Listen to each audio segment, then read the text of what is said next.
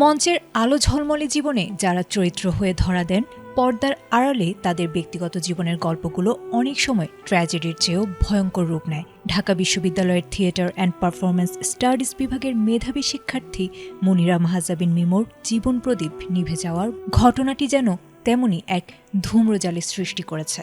চার দেয়ালের ভেতরে বোনা এক স্বপ্ন আর বিশ্বাস ভঙ্গের যন্ত্রণা কিভাবে একজন মানুষকে চূড়ান্ত পরিণতির দিকে ঠেলে দিতে পারে, মিমোর রহস্যময় প্রস্থান যেন সেই প্রশ্নটি সবার সামনে রেখে গেছে। ২৬ এপ্রিল রাজধানীর বাড্ডার নিজ বাসা থেকে উদ্ধার করা হয়েছিল মিমোর ঝুলন্ত মরদেহ। তবে নিছক মৃত্যু নয়, এর পেছনে উঠে এসেছে শিক্ষক শিক্ষার্থীর অসম প্রেম ও ত্রিভুজ সম্পর্কের এক জটিল সমীকরণ। ঘটনাস্থল থেকে উদ্ধার হওয়া সুইসাইড নোটে সরাসরি অভিযোগের আঙুল তোলা হয়েছে বিভাগের সহকারী অধ্যাপক ও নাট্য পরিচালক সুদীপ চক্রবর্তীর দিকে। সংশ্লিষ্ট সূত্রে জানা গেছে, আরব্য রজনী নাটকের কাজ করার সময় থেকেই ওই শিক্ষকের সঙ্গে মিমোর ঘনিষ্ঠতা তৈরি হয়েছিল।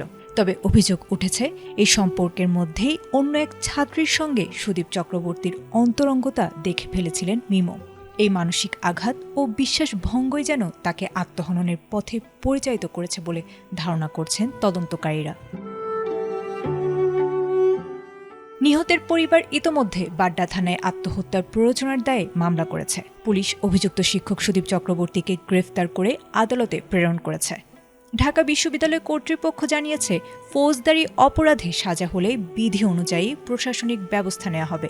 বর্তমানে পুলিশ মিমোর ফোন এবং উদ্ধারকৃত চিরকুট বিশ্লেষণ করে সত্য উদ্ঘাটনের চেষ্টা চালিয়ে যাচ্ছে।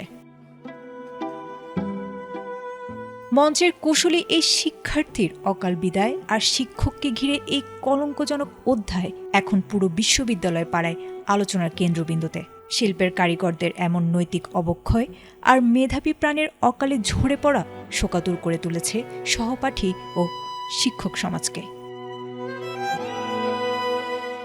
আয়েশা আক্তার, এটিএন বাংলা।